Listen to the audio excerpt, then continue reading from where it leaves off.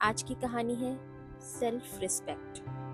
एक ऐसी कहानी जहाँ प्यार था लेकिन उससे भी ज़्यादा ज़रूरी थी अपनी इज्जत। मैं हूँ निक्स और आप सुन रहे हैं शेरे दिल विद निक्स। रिया को हमेशा लगता था कि प्यार का मतलब होता है निभाना। वो उन लड़कियों में से थी जो छोटी छोटी बातों में खुशी ढूंढ लेती। सुबह पति के लिए चाय बनाना, ऑफिस जाते वक्त उसका बैग दरवाजे तक देना और रात को उसका इंतजार करते हुए खुद ठंडी हो चुकी चाय पी लेना। उसकी शादी को 3 साल हो चुके थे। उसके पति का नाम था आरव। शुरुआत में सब बहुत खूबसूरत था। आरव उसे मेरी दुनिया कहता था, हर छोटी चीज में उसकी तारीफ करता था। रिया को लगता था बस यही वो इंसान है जिसके साथ वो पूरी जिंदगी बिताना चाहती है, उसके साथ बूढ़ी होना चाहती है।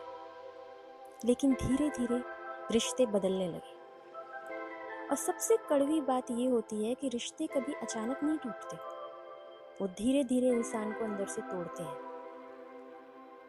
पहले आरव सिर्फ बिजी रहने लगा, फिर बात बात पर चिढ़ने लगा। रिया अगर पूछती खाना खा लिया तो जवाब आता, हर वक्त सवाल मत किया करो। अगर वो तैयार होकर उसके सामने आती तो आरव मोबाइल से नजर उठाकर भी नहीं देखता। रिया फिर भी खुद को समझाती, शायद ऑफिस का स्ट्रेस होगा। वो हर बार रीजन ढूंढ लेती थी, बस सच देखने से बचती थी। एक रात रिया ने बहुत प्यार से कहा, आरव हम पहले जैसे क्यों नहीं रहे? आरव हंस पड़ा। वो वाली हंसी नहीं जो प्यार में आती है, वो वाली जो सामने वाले को छोटा महसूस कराती है। उसने कहा, रिया हर चीज फिल्मी नहीं होती, ग्रो अप। उस रात पहली बार रिया ने खुद को आईने में देखा और उसे लगा जैसे वो धीरे धीरे गायब हो रही है। रिया पहले बहुत हंसती थी, अब वो बोलने से पहले सोचती थी कि कहीं आरव नाराज ना हो जाए। वो पहले अपनी पसंद के कपड़े पहनती थी, अब वो वही पहनती थी जो आरव को पसंद है। उसे कॉफी पसंद थी लेकिन आरव को चाय पसंद थी, इसलिए घर में कॉफी आना बंद हो गई। धीरे धीरे रिया ने अपनी सारी पसंद की चीजें छोड़ दी और एक दिन उसे एहसास हुआ कि उसने खुद को भी कहीं छोड़ दिया है। रिया की एक दोस्त थी मीरा। मीरा अक्सर उससे कहती, तू हर बार खुद को क्यों बदल रही है? रिया मुस्कुराकर कहती, रिश्ते कॉम्प्रोमाइज से चलते हैं। तब मीरा ने बहुत शांत होकर कहा था, कॉम्प्रोमाइज और खुद को खो देने में फर्क होता है, लेकिन प्यार में पड़े लोग सलाह कहाँ सुनते हैं, वो बस उम्मीद सुनते हैं। एक शाम आरव ऑफिस पार्टी में गया हुआ था बिना रिया को इन्फॉर्म किए हुए। रिया ने उसके लिए खाना बनाया और इंतजार करती रही। रात के 12 बजे दरवाजा खुला। आरव नशे में था। रिया पानी देने गई तो उसने हाथ झटक दिया, ड्रामा मत किया करो हर वक्त। रिया चुप रही। फिर आरव बोला, तुम्हें पता है मेरे ऑफिस में लड़कियां कितनी स्मार्ट हैं, तुम्हारी तरह बोरिंग नहीं। ये सुनकर रिया के हाथ कांप गए, लेकिन उसने फिर भी सिर्फ इतना कहा, मैंने क्या गलती की है? आरव गुस्से में चिल्लाया, बस यही कि तुम हर वक्त मुझे सफोकेट करती हो। उस रात रिया बाथरूम में जाकर बहुत रोई, इतना रोई कि आवाज भी थक गई। लेकिन सबसे ज्यादा दर्द उसे इस बात का था कि वो खुद को समझाने लगी थी कि शायद गलती सच में उसी की है।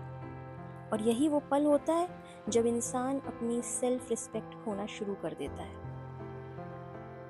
अगले दिन रिया अपनी माँ के घर गई। उसकी माँ ने बस एक नजर देखा और पूछ लिया, खुश नहीं है ना तू? रिया टूट गई। माँ के सामने इंसान हमेशा बच्चा बन जाता है। रिया रोते हुए बोली, मम्मी मैं इतनी बुरी हूँ क्या? उसकी माँ ने उसका चेहरा पकड़कर कहा, जिस रिश्ते में तुझे अपनी अच्छाई साबित करनी पड़े वो रिश्ता तेरे लायक नहीं है। रिया वापस घर आ गई। उसने फैसला किया कि वो एक आखिरी कोशिश करेगी।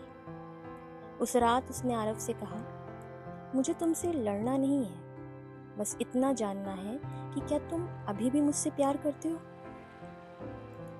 आरव लैपटॉप पर काम करता रहा। कुछ सेकंड बाद बोला, रिया, ऑनेस्टली मुझे ये शादी अब बोझ लगती है। ये सुनते ही जैसे सब रुक गए। 3 साल, 1000 कोशिशें, सैकड़ों आंसू, सब एक लाइन में खत्म हो गया। रिया उस रात नहीं रोई, क्योंकि कभी कभी दर्द आंसुओं से बड़ा हो जाता है। वो बस बालकनी में जाकर बैठ गई। सड़क पर लोग जा रहे थे। कहीं दूर किसी घर में हंसी की आवाज आ रही थी और उसे अचानक एहसास हुआ कि वो इतने समय से एक ऐसे इंसान से प्यार मांग रही थी जो उसे खोने से डरता ही नहीं था। अगली सुबह रिया जल्दी उठी। उसने आरव के लिए चाय नहीं बनाई। पहली बार उसने अपने लिए कॉफी बनाई, वही कॉफी जो उसे पसंद थी। फिर उसने अपनी अलमीरा खोली और वो ड्रेस निकाली जो आरव को पसंद नहीं थी। आईने के सामने खड़ी होकर उसने खुद से पूछा, क्या मैं सच में इतनी बुरी हूँ या बस किसी गलत इंसान के साथ हूँ? और कई महीनों बाद उसे खुद पर तरस नहीं आया, उसे खुद के लिए प्यार महसूस हुआ। रिया ने जॉब शुरू कर दी। धीरे धीरे उसने खुद को वापस बनाना शुरू किया।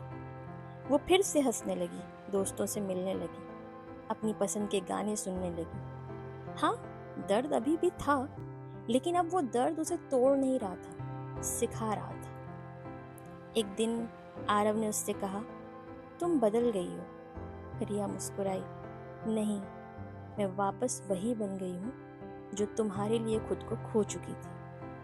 आरव पहली बार चुप हो गया, क्योंकि जिन लोगों को हमेशा तुम्हारा झुकना आदत बन जाए, उन्हें तुम्हारा सीधा खड़ा होना एटीट्यूड लगने लगता है।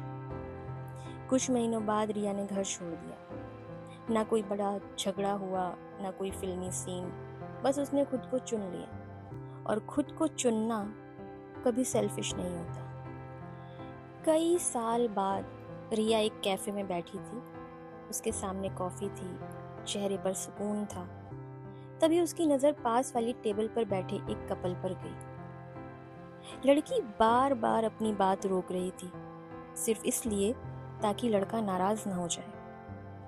रिया कुछ सेकंड उसे देखती रही, फिर मन ही मन बोली, प्यार खूबसूरत होता है, लेकिन सिर्फ तब तक जब तक उसमें तुम्हारी इज्जत बाकी हो। और इस कहानी की सबसे सच्ची बात शायद यही है, किसी को खो देना उतना दर्द नहीं देता जितना खुद को खो देना देता है। इसलिए अगर कभी जिंदगी में ऐसा रिश्ता मिले जहां तुम्हारी बातें छोटी कर दी जाए, तुम्हारे आंसू मजाक लगने लगे और तुम्हारी मौजूदगी की कद्र ना हो, तो वहां आखिरी बार झुको और फिर हमेशा के लिए खुद के लिए खड़े हो जाओ। क्योंकि जहां इज्जत खत्म हो जाए, वहां रिश्ता बचाना भी खुद से बेवफाई है।